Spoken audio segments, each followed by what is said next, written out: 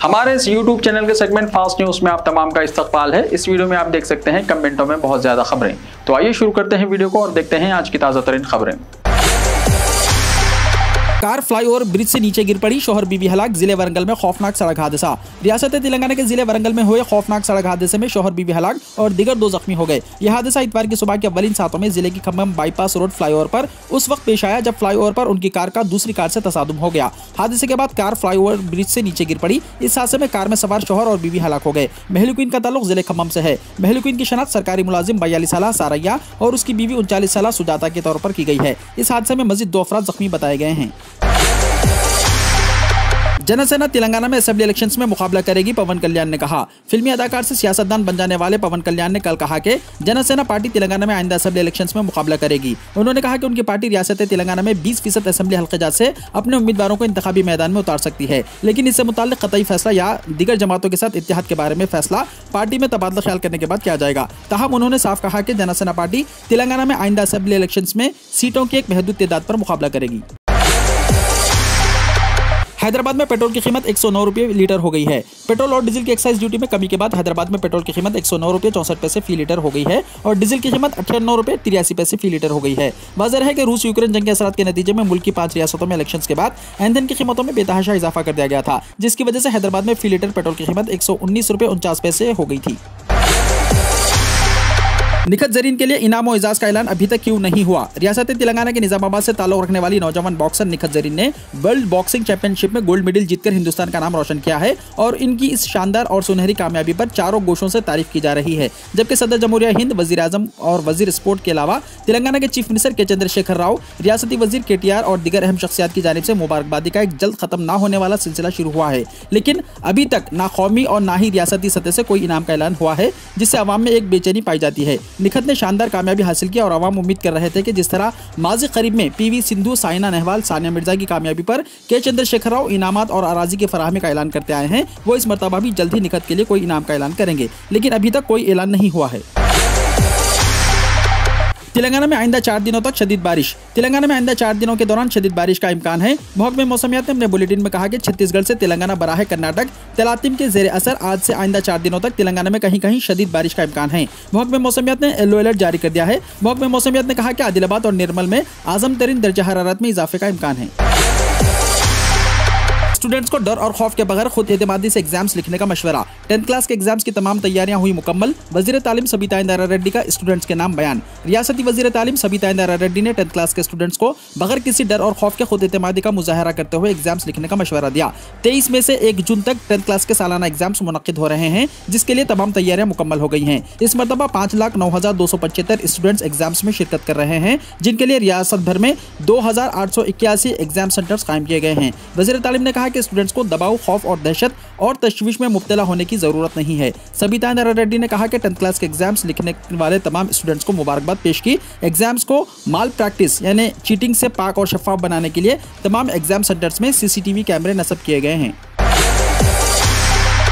5 minute की देरी पर इम्तिहान लिखने की इजाजत नहीं दी जाएगी। कल 23 में से तेलंगाना में SSC के एग्जाम्स। तेलंगाना में कल 23 में से SSC के सालाना एग्जाम्स शुरू हो रहे हैं, जो 21 जून तक जारी रहेंगे। 5 मिनट की देरी पर तलबा को एग्जाम लिखने की इजाजत नहीं दी जाएगी। एग्जाम सुबह 9:30 बजे से दोपहर 12:45 तक मुनक्किद होंगे। एग्जाम सेंटर में 9:35 के बाद दाखिले की इजाजत नहीं रहेगी। उम्मीदवारों को एग्जाम सेंटर में मास्क के लाजमी तौर पर इस्तेमाल की हिदायत दी गई है। रियासत भर के 11,401 स्कूलों से 5,09,275 स्टूडेंट्स एग्जाम्स में शिरकत करेंगे, जिनमें 2,58,098 लड़के और 2,51,177 लड़कियां शामिल हैं। इन तमाम में 5,08,110 रेगुलर उम्मीदवार और 1,165 प्राइवेट उम्मीदवार हैं।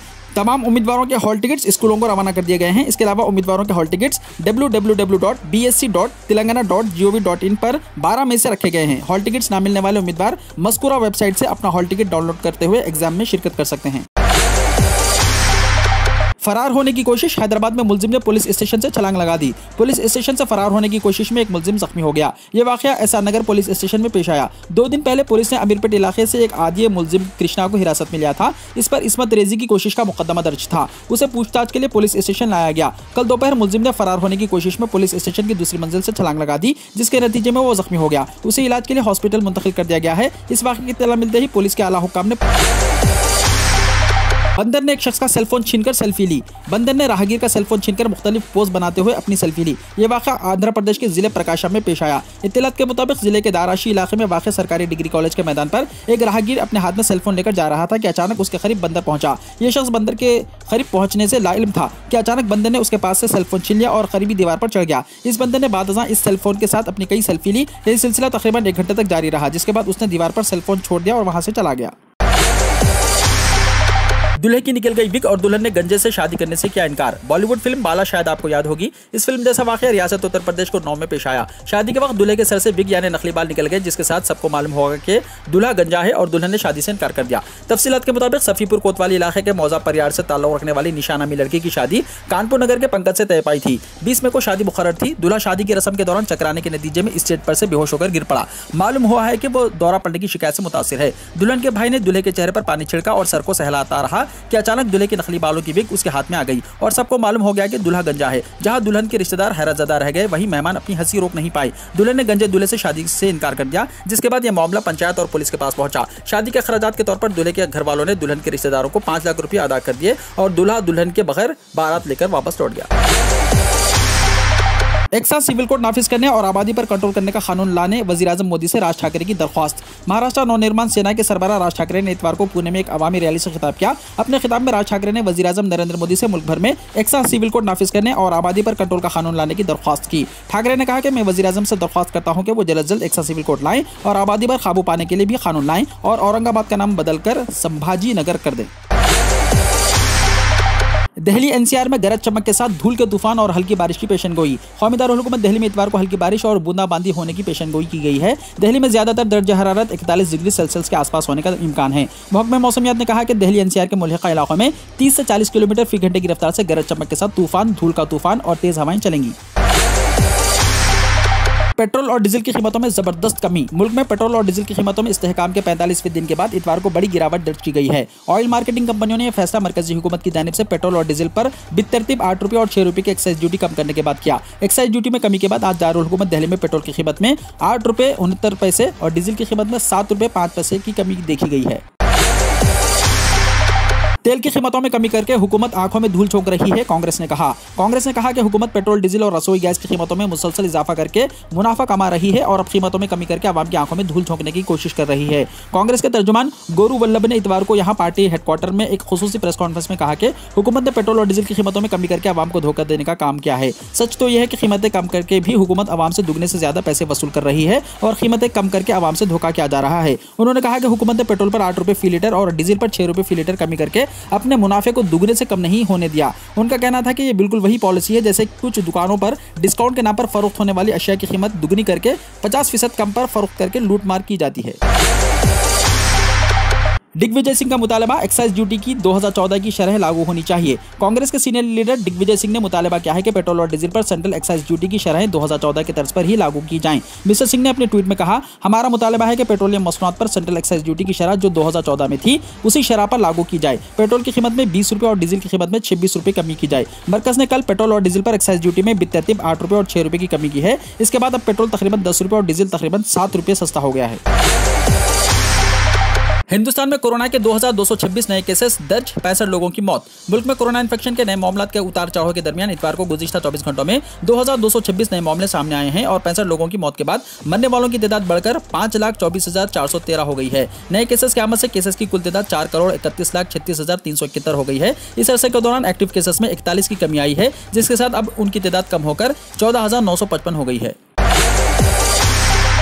शादी की तकरीब में शिरकत के बाद वापसी के दौरान खौफनाक सड़क हादसा, 8 अफराद हलाक। उत्तर प्रदेश के सिद्धार्थ नगर में पेश आए एक खौफनाक सड़क हादसे में 8 बाराती हलाक हो गए। शादी की तकरीब में शिरकत के बाद वापसी के दौरान यह हादसा पेश आया, जहां बोलेरो कार ने इतवार की सुबह सिद्धार्थ नगर में ठहरी हुई लारी से टकरा गई। बोलेरो कार में सवार 8 अफराद मौके पर ही दम तोड़ गए, 3 दिगर शदीद जख्मी हो गए। हादसे में बोलेरो कार मुकम्मल तौर पर तबाह हो गई। इत्तला मिलते ही पुलिस मौके पर पहुंच गई। जख्मियों को गोरखपुर अस्पताल मुंतकिल किया गया। पुलिस ने बताया कि उनकी हालत तशवीशनाक है। उन्होंने बताया कि हादसा उस वक्त पेश आया जब वो शादी की तकरीब में शिरकत के बाद वापस हो रहे थे। हादसे के वक्त कार में 11 अफराद सवार थे। वज़ीर-ए-आज़म मोदी और यूपी के चीफ मिनिस्टर योगी आदित्यनाथ ने हादसे पर सदमे का इजहार किया। मरने वालों के अहले खाना से ताज़ियत पेश की। हुक्काम को जख्मियों को बेहतर इलाज फराहम करने का हुक्म दिया गया। हादसे में मरने वालों के लिए 2 लाख रुपये और जख्मियों के लिए 50,000 रुपये का ऐलान किया गया।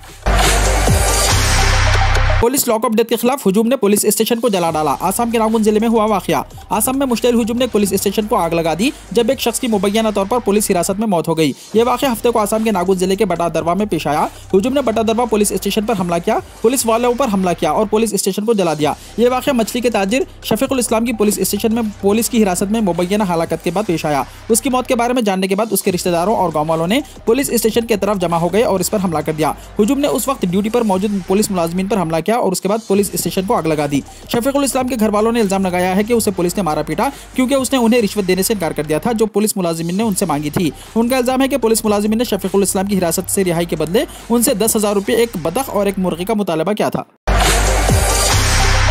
बटद्वारा पुलिस स्टेशन को जलाने वालों को बख्शा नहीं जाएगा, डीजीपी ने कहा। Director general of police Bhaskar Jyoti Mahanta ने जिले के बटवारा पुलिस स्टेशन में समाज दुश्मन अनासिर की तरफ से आग लगाने के वाक़े पर कहा कि मुलजिमीन को किसी भी सूरत में बख्शा नहीं जाएगा, तमाम लोगों के खिलाफ सख्त कानूनी कार्रवाई की जाएगी। इतवार को सोशल मीडिया के जरिए डीजीपी महंत ने बताया कि महफूजुल इस्लाम 39 सालों को नशे में होने की शिकायत पर 20 मई की रात 9:30 बजे बटद्वारा पुलिस स्टेशन लाया गया था। वो सड़क के किनारे बेहोश पड़ा था। तिब्बी मुआयने के बाद उनके खिलाफ FIR दर्ज कर ली गई। अगले दिन उसे रिहा कर दिया गया। उसने बताया कि उसकी बीवी ने भी सिफकोल को पानी और खाना दिया। बाद में परेशानी की वजह से उसे अस्पताल ले जाया गया। बदकिस्मती से उसे मुर्दा करार दे दिया गया। चीन में कोविड-19 का कहर जारी, बीजिंग के मस्जिद इलाकों में लॉकडाउन नाफिज। चीनी सदर शी जिनपिंग के जीरो कोविड पॉलिसी के बदइंतजामी की जद में आने के बाद बीजिंग के कुछ इलाकों में इतवार को एक बार फिर लॉकडाउन नाफिज कर दिया गया। चीन के ज्यादा से ज्यादा शहरों में वबाई बीमारी फैलती जा रही है। चीन के ग्लोबल टाइम्स ने हेजान में शहरी हुकूमत के तर्जुमान सौ के एक बयान का हवाला देते हुए बताया कि हुक्काम ने चोंग, फेंगाटी, शूनी और फोंगशिन अजला के साथ हेदियान जिले में लॉकडाउन नाफिज कर दिया है। वीडियो को लाइक शेयर कीजिए और हमारे इस YouTube चैनल को सब्सक्राइब करते हुए इसके बेल आइकॉन को भी प्रेस कर लीजिए ताकि ऐसी ही ताज़ा तरीन खबरों का नोटिफिकेशन सबसे पहले आपको मिलता रहे।